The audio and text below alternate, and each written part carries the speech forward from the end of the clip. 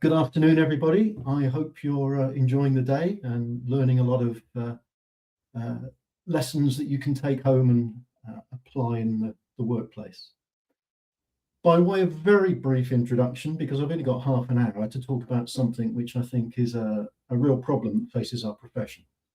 My name's Adrian Dooley. I've been in project management for coming up for 50 years now, in a whole variety of different roles, from managing projects through launching project management magazines to being on the executive council of a professional body, all manner of stuff. My current focus is on trying to address a number of issues in the profession and the discipline related to what I would call compartmentalization. What I grew up in as a unified profession seems to be fragmenting. And that's the issue. There are others that I address, but that's the one I want to address today. I've only got just about half an hour to do it. So I'm going to explain the problem as I see it, talk about a potential solution or a potential different way of thinking that counters the problem. But I'm probably going to raise more questions than I answer. So hopefully there'll be a bit of time left at the end to have some Q&A. But if you want to discuss more, this is something I talk about a lot on LinkedIn, so please connect. And I'd be happy to share further thoughts and go into more detail. So first of all, let's talk about what the problem is. And I haven't held back here. I've gone for it. What I think is that the project delivery profession, and I should explain that I use the term project delivery in the context that it's used here in the UK, particularly in government areas, as a phrase that represents the entire project, program, and portfolio profession. So I'm not just talking about projects, I'm talking about projects, programs, portfolios, the entire profession as we see it today. Now, I think that project delivery profession and the discipline has become somewhat fragmented and compartmentalized. This is driven by a number of factors. One is commercialization of the profession. And if you're selling something within our profession, you want to package it. You want to create a clear, I'm talking about this particular piece of the profession or the discipline, and that makes it easier to promote. I also think social media leads to us breaking things up into small packages, and that in itself isn't such a bad thing, provided we don't create the impression that these small packages represent the entire discipline or profession, because that's not the case. And that's what's happening in social media, and that's being picked up by AI and exaggerated and amplified within the online community. And I think that dividing up the discipline into different components leads to individuals being pigeonholed. And what I think the profession needs, what I think the industry needs in order to succeed, is a more holistic approach with professionals who have a broad view, who understand all the different aspects of project delivery and can bring to bear the right aspects and the particular aspects that work for each individual unique initiative. If people become too pigeonholed, they will tend to see the entire landscape of project delivery through the small tunnel vision view of their particular pigeonhole. And that's dangerous. That, I think, will lead to more project failure in the future. So that's the problem. Before expanding a bit on the problem and then addressing it in a way that brings everything back together again, let's just set the scene. As we all know, projects have been around for centuries. They are as old as human endeavor itself. As long as humanity has been trying to convert a dream, a vision into some sort of reality, we've had projects. Historically, the obvious ones are the construction, the physical projects. What has changed in recent years is the growth in the softer projects, the less visible projects, the change projects, the business projects. But they share the same problems as those historical projects that have been around for so long. In fact, the first book I've ever been able to find on the subject of projects and project management is sort of 350-ish years old. Daniel Defoe wrote his essay in 1697, talking about projects of the day. 60 years later, the first English language dictionary, Samuel Johnson, defined projects in a way that would be very familiar to us today. And even 300 years ago, he was giving the example of a project as a failed project. This is nothing new. Projects have always failed. If we don't do things that fail, we never advance. Our aim is to try and reduce the amount of failure, not eliminate it. And this issue that I'm talking about, I think, increases the likelihood of failure, not reduces it. So let's just put this into some sort of perspective. The word project entered the English language in the early 15th century. And as we've seen, people started formalizing that 300-400 years ago. It was only in 1992 that in the UK, the Central Communications and Telecommunications Agency, bit of a mouthful, but they published something called a Guide to Program Management. I remember this coming out, and it was something of a revolution at the time. It was based on extensive research. And the important thing is that it was this document that initiated the current view of the difference between projects, programs, and portfolios. Until that point, up to 1992, these terms were not mutually exclusive. Projects and programs were often, the term was often used interchangeably. Program actually still remains a term that in some industries actually means schedule, not a collection of projects. So although this document introduced those terms 30 odd years ago, they are still not become universal.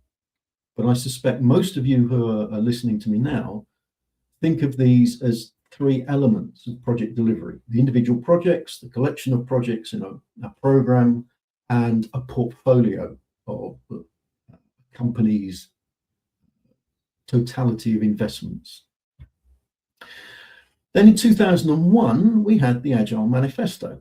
Now, obviously, this introduced the term agile. And that quickly morphed into something a great deal more than the manifesto talks about. And agile became a thing rather than a mindset. And people started talking about agile projects. Now, of course, if you've got an agile project and you want to define what an agile project is, and let's say of all the people I've seen talk about this, no one has yet come up with a universal definition of what an agile project is. But if you want to define an agile project, one of the useful things to do is define what is not an agile project. And in doing so, somebody somewhere dug up an old 1970 paper which referred to something, didn't use the term waterfall, but referred to something and used a diagram that looked a bit like a waterfall. So for whatever reasons, waterfall became the antithesis of agile. And we see that used time and time again. Now, I've always maintained that treating the entire project delivery landscape as being a dichotomy between what is agile and what is waterfall was simply wrong. And I think the fact that that's wrong is what then led to people saying, this isn't working. We need another term. We need to talk about what happens when you use agile and waterfall. And that's where the term hybrid came from. For me, the term hybrid was a sticking plaster to cover up the cracks of the dichotomy of agile versus waterfall that should never have been created in the first place. But that's a discussion for another time, another day. What we're here today is talking about compartmentalization. So let's just say what we've ended up with is, for 400 years, we were happy with the term project. And when we look across construction, IT, business change, pharmaceuticals, aeronautics, all the areas of human endeavor, all of which use projects, that word was sufficient for 400 years. It's only in the last 35 years that we've decided we need to package bits of it under different labels. So we ended up with these buckets of project, program, portfolio, agile, waterfall, and hybrid. And a lot of people feel that everything has to be fitted into one of these buckets.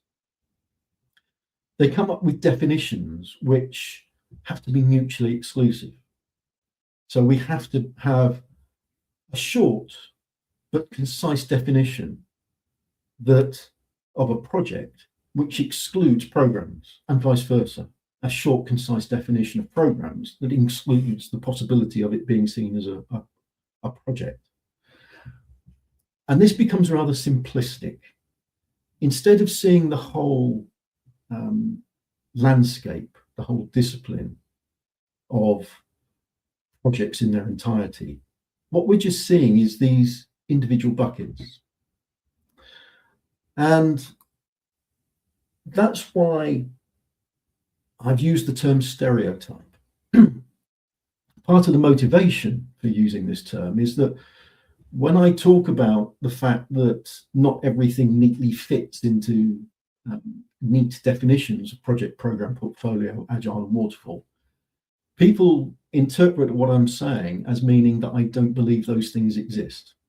And that's not true. I'm not saying those things don't exist. I'm saying they are stereotypes. And the definition of a stereotype is a widely held, fixed and oversimplified image or idea of a particular type of, well, we're talking about things, not people here. So if you define project as a small, self-contained, fixed definition of something, same thing with program, same thing with portfolio, same with agile and waterfall. And the boundaries you put around these things don't overlap, they don't merge. They're individual separate components. That to me is an oversimplified image of the rich diversity of initiatives that humans undertake. And that is where I think we need to focus rather than these stereotypes. It's fine to start off with stereotypes to learn about different parts of the overall landscape. But what's dangerous is if we don't move beyond that into a broader understanding of that rich diversity. So if we're going to have, we need a model, we need something we can picture of this wide diversity. It's no good being vague or there's all kinds of different stuff to manage. We need to start with a structure. And what I'm saying is that stereotypes aren't the right structure. So if we're going to have something which addresses the fundamentals of managing initiatives, whatever they may be called, I think there are two basic things that we have to address. Number one, what is it we're trying to achieve? I talked about, human endeavor trying to convert a vision or a dream into reality. Well, let's give that a bit of technical jargon. That's the scope. That's what we want to achieve. It might be what we choose to label as an output or an outcome or a benefit. That's another area where we keep applying labels to things. So when I talk about scope, I'm just saying in the broadest sense of the term, that's what we're trying to achieve. And then, of course, what you have to address is, well, how much do we know about this thing that we want to achieve? If I'm trying to build a bridge, there are centuries of experience and science and analysis that help me define that bridge in some detail before I even put the first spade in the ground. And it's important I do that because a bridge is a system upon which many people's safety depends. So we have to make sure it's going to work before we start building it. But if we're building an app, that's a different situation altogether. The cost of change in a bridge, if you're halfway through and you want to change it from a suspension bridge to a cable stayed bridge, you've got to knock it down and start again. That is very expensive.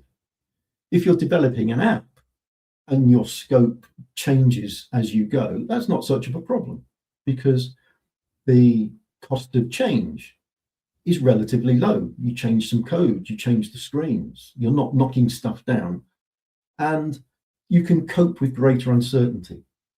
But there are initiatives which have low uncertainty. There are initiatives that have high uncertainty. And the way we address that uncertainty is through agility. So I prefer to talk about the noun agility rather than the adjective agile, because agility can comfortably sit on a spectrum. So let's look at these two things on a spectrum. Scope and uncertainty. Scope goes from very simple, I'm building a garage in my back garden, to very extensive. We're running a football World Cup or an Olympic Games. And there are all manner of initiatives in between those two, in all industries, in all disciplines. And then, as I've said, there's the degree to which we know exactly what our end destination is, which the uncertainty might be very low. We know exactly what we need to achieve when we're building a bridge, or it might be very high. Yeah, we've got this idea for an app, but we need to develop it as we go. So fine. These are our two axes, what we want to achieve and how much we know about what we want to achieve. So those labels I talked about fit on these two axes.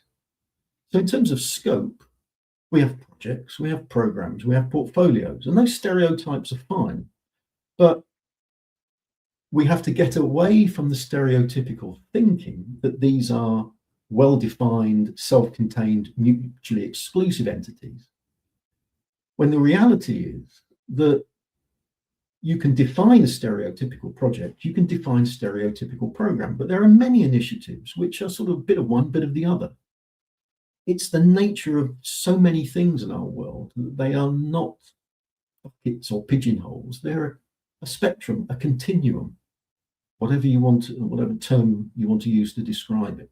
We need to recognize that graduation from small project to portfolio of major programs and all the rich diversity of things that lie in between those two extremes. Same point with agility, primarily uncertainty. In areas where there is very low uncertainty, we don't need to apply great agility. Although that again is something of a simplification, because when you're designing a bridge, you design a bridge with considerable agility because you're designing it on paper. The cost of change is very low and you've got lots of ideas. Is it going to be a suspension bridge? Is it going to be a cabled stay bridge? Is it going to be a box girder bridge? What are the soil conditions? What's the level, the volume and weight of traffic it needs to carry? And you go round and round all these different things and you try different solutions. So even a bridge is has very, very high agility when you're designing it, it's only once you've started and you've dug the first hole and built the first tower that it becomes very low agility. By contrast, you're developing an app, putting together a cloud application for a business application. You don't want to make decisions about all the screens and all the processes right at the front. You want to develop some prototypes, let people comment on them, change the some of the designs, and let it evolve as you go. So in that situation, you're using agility throughout, high agility throughout the life cycle of the project or even a program. And everything we do fits somewhere on these two axes. I should have just said, of course, we've got the labels project, programs, portfolio. We've also got the label waterfall and agile at the two extremes of the uncertainty axes. But in reality, things lie somewhere on that landscape. So what I'm saying is that if you recognize these two axes, what an awful lot of people on LinkedIn do is they'll talk about how, well, this technique is old and it doesn't work anymore. And the code for that is traditional. Whenever you see somebody use the word traditional, it means that didn't work and they're trying to sell you something new. Just because something's traditional doesn't mean to say it doesn't work. And in fact, if you think about this overall landscape, every tool, technique has its place. And when somebody says something doesn't work, more often than not, is because they're using it in a different context or trying to use it in the wrong way. So understanding these two continua, this broad landscape, means that you can say where different things on that landscape work. And when you have processes, life cycle-based processes, and functions like schedule management, stakeholder management, you can adapt those core processes or those core procedures according to the scope and the uncertainty. You don't have to have a different set of processes and functions for programs that you do for projects, or different projects that you have for portfolios. The fundamentals, the core elements that build these things are the same. You just have to apply them in different ways. And it also, moving to a little more sophistication, we also talk about typologies for projects and programs, and typologies for the nature of those projects and programs. One is the WOW matrix, another one is, you may have heard of, the Cynefin framework. And again, I think that if we have this mindset, this way of thinking about the landscape on these two axes, we can start to overlay these other areas onto that landscape and realize how it all fits together. For me, all this gives you that holistic view. It stops you thinking about individual pigeonholes, and it provides a framework for pulling so many different ways of looking at human activity together. So this is what I've called the Praxis delivery model. Praxis Framework is something that does what all those other guides do, like the PMBOK, Prince, managing successful programs, a whole range of different guides and standards, covers them all in a single integrated framework, and importantly, is completely free and open, community driven, and available to everybody. And the cornerstone of that framework is this model that says, here are the basics. All you have to do now is adapt them to your particular set of circumstances. So I'm just about at the end of my half an hour. And what I've tried to do is to frame a problem, the fragmentation of the discipline of project delivery and the profession of project delivery. The discipline is how we do it, and the profession is us that apply the discipline. I briefly introduced a solution, a different way of thinking, a more holistic way of thinking, which I think opens up so many avenues to explore. And obviously, in the course of half an hour, I can't explore all those avenues. I can't answer all the questions that are raised by this different way of looking at things. So the conversation will continue. I hope if you want to talk more about it, you can connect with me on LinkedIn. I post about this a lot. We get a lot of interesting debates from people, not only who agree with me, but more interestingly, people who violently disagree with me. And I quite enjoy those conversations. So I hope this session has at least instigated the potential for you to think of things in a slightly different way and pursue those avenues. And I look forward to engaging with some of you more. That's my half an hour up, and I trust that you continue to enjoy the rest of your day. Thank you very much. Thank you so much, Adrian. It's like a great honor to have someone with the level of your experience. And this is personal from my side. I just saw a question from someone from the audience. He's saying, when are we going to see your book on the history of project management? Yeah, it was Stuart Dixon, I think, asked that question, wasn't it? Yeah. He's saying it would be a good knowledge for people who haven't lived through the last 35 years. So they don't have the knowledge. I'm one of them. So I would love to have this book. Well, funnily enough, if I look on my other screen here, I have a series of Post-it notes on my other screen. Yeah. And one of them is an idea for a book that contains a series of essays about things like this, about the history of project management, about breaking down the barriers that stop us from applying good practice. And it's been sitting there on my other screen for many months. Yeah. Whether I'll ever get around to it or not is another matter. Yeah. So on a serious note, there is a question is, so what are the factors that distinguish between a project and a program? Yeah, well, as I say, I don't like definitions of projects and programs because definitions are rigid and mutually exclusive. I prefer descriptions. And I just pick on one description of a distinguishing factor between projects and programs. And I suppose, firstly, I have to identify an incorrect definition. Many people will say projects deliver outputs, programs deliver benefits. That for me is too simplistic. That's stereotypical. There is no law that says a project can't deliver benefits. So on that axis, that scope axis, where do we move from perhaps a project delivering outputs to a project that delivers a benefit to a program that delivers multiple benefits? And I would say the transition from one to the other, from the need for a project organization to the need for a program organization, is the complexity of the relationship between the outputs and the benefits. So if you've got a single output that creates a single benefit, you don't need a program. You do that in a project. If you've got multiple outputs that have many-to-many relationships with multiple benefits, you need a program organization. Yeah. And there are many shades of gray between those two.